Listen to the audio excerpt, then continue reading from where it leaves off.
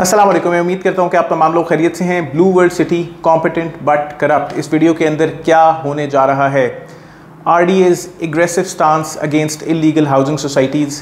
Saad Nazir, the chairman of Blue World Cities, video message. Dealers hue and cry. Real Ustad would answer and ask a few questions. DHA's stance। इस video को शुरू करने से पहले आप हमारे channel को सब्सक्राइब कर लें। वीडियो पसंद आए तो उसे लाइक करिएगा और भी लोगों के साथ शेयर करिएगा। रिसेंटली देखने में आ रहा है कि RDA या commissioner office different illegal housing societies के ऊपर बहुत ही ज़्यादा एग्रेसिव स्टांस ले रहे हैं। ना सिर्फ नोटिसेस हैं बल्कि ऑन साइट इलीगल डेवलपमेंट्स की तोड़ फोड़ भी जारी है। उसके अलावा different realtors, different marketers, different YouTubers को भी नोटिसेस जा रहे हैं, जो कि मेरा ख्याल है कि हिस्ट्री के अंदर पहली बार हुआ है। साद नज़ीर साहब का इसके ऊपर एक वीडियो बयान सामने आता है जो कि मैंने सुना। उसके ऊपर जो भी पॉलिटिकल डिस्कशन है मैं उसको ना करूँगा, ना उसका कोई जवाब प्रोवाइड करूँगा, लेकिन जो उसमें रियल एस्टेट रिलेटेड बातें हैं वो कुछ यूँ हैं। साद नज़ीर साहब ये कह रहे हैं कि भाई इकोनॉमिक ग्रोथ या मुल्क की ग्रोथ रियल एस्टेट से वाबस्ता है। उसके अलावा वो ये कह रहे हैं कि भाई डिफरेंट डेवलपर्स आके हाथ मिला लेते हैं। मलिक साहब आ जाएं, उसके अलावा जाहिद रफ़ीक साहब आ जाएं, चौधरी मजीद साहब आ जाएं, मियाँ आमिर साहब आ जाएं और सब मिलके एक एयरपोर्ट की वेसिनिटी के अंदर बड़ी हाउसिंग सोसाइटी बनाते हैं, जो कि टूरिज़म एंड ट्रैवल के लिए भी फ़ायदेमंद होगी और बाहर से इन्वेस्टर पाकिस्तान आएगा और भैया ये सारा पैसा मुल्क के डेट में लगा देंगे। यानी पाकिस्तान का भैया ये कर्ज़ा उतारेंगे। ये एक और कर्ज़ उतारो मुल्क संवारो स्कीम लग रही है भाई मुझे।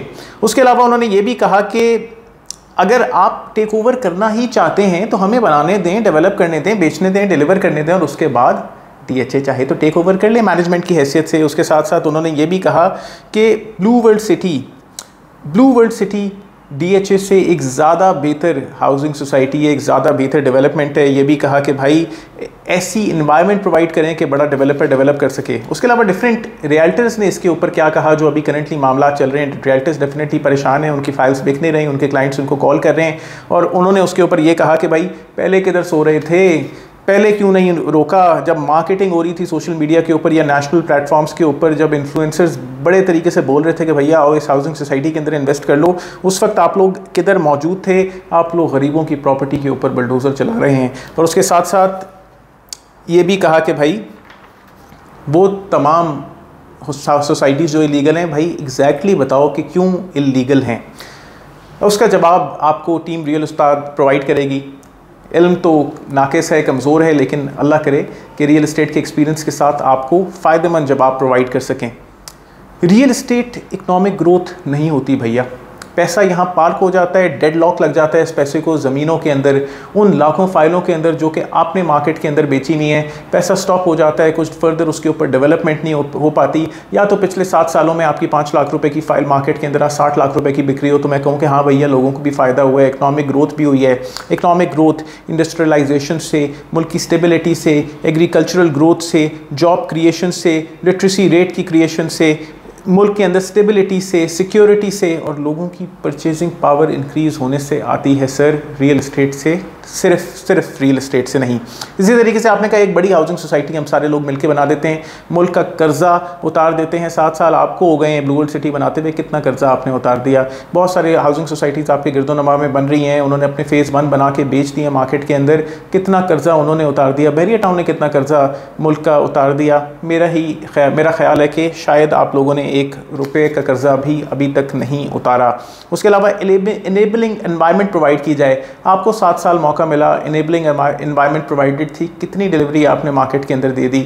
उसके अलावा आपके गिरदोनवा की हाउसिंग सोसाइटी, चलो बहरिया टाउन की बात कर लेते हैं, बहुत बड़ी हाउसिंग सोसाइटी है। फेज़ 1 to 8, फेज़ 8 एक्सटेंशन हवा में पड़ा हुआ है। बहरिया टाउन लाहौर, बहरिया टाउन कराची है, बहरिया टाउन पेशावर भी। और कितनी इनेबलिंग एनवायरनमेंट चाहिए। आपने साथ में ये भी कहा कि DHA टेक ओवर कर ले। क्यों भाई DHA क्यों टेक ओवर कर ले आपकी हाउसिंग सोसाइटी? आप बेचें सस्ता, फिर DHA एक बड़ा पेटेंट इदारा आके आपकी हाउसिंग सोसाइटी को संभालना शुरू कर दे। अभी तक तो वो अपनी हाउसिंग सोसाइटीज़ को संभालने की कोशिश कर रहा है, लेकिन आपने 10 रुपये की चीज़ बेची हुई, DHA 100 रुपये की चीज़ बेचता है। आप खाली ज़मीन दे रहे हो विदाउट लाइबिलिटी, तो बिस्मिल्लाह DHA को ऐसा तोहफे आप बार बार दें, क्योंकि आप बड़े आदमी हैं, मुल्क के कर्जे उतार रहे हैं, तो DHA को भी ज़मीन तोहफे में दे सकते हैं। उसके अलावा blue blue world city sir in comparison to DHA कुछ भी नहीं है। आपने अभी तक कुछ भी डिलीवर नहीं किया, चंद मैस्कॉट्स और ज़बरदस्त चीज़ें। गेट वेट आपका बहुत अच्छा था, आप वाकई कॉम्पिटेंट हैं, बना सकते हैं, डेवलप कर सकते हैं। डिलीवरी अभी तक आपने नहीं दी। DHA की डिलीवरी देखें तो DHA Islamabad, Rawalpindi, DHA Lahore, DHA Karachi, DHA Peshawar, Gujranwala, Bahawalpur, Multan और कोयटा भी शामिल है, जो कि आप मुकाबला फ़िलहाल तो नहीं कर सकते। इसके अलावा डिफरेंट डीलर्स ने कहा कि भाई RDA सो रहा था, कहीं गुम था इससे पहले, या डिफरेंट एडमिनिस्ट्रेटर आते हैं, छोटे छोटे टाइम के लिए एडमिनिस्ट्रेटर होते हैं, कोई 6 महीने के लिए आता है, कोई मुमकिन है 2 साल के लिए आ जाए। हर एडमिनिस्ट्रेटर अपनी सी सोच मार्केट के अंदर रखता है, अपना सा काम मार्केट के अंदर रखता है, और कोई आप पे एग्रेसिव था, कोई आप पे एग्रेसिव नहीं था। तो जब एग्रेसिव नहीं था तो आपने नहीं कहा कि भाई आप एग्रेसिव क्यों नहीं है।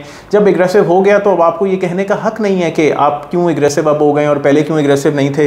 तो हर बंदा अपने तरीके का है। ये लोग सख्त हैं और जाग गए हैं, आप शुक्र करें कि जाग गए हैं। अल्लाह करे आपको और हमें भी जागने का मौका मिले, वक्त आ जाए, कोई अलार्म बज जाए, हम भी जाग जाएं।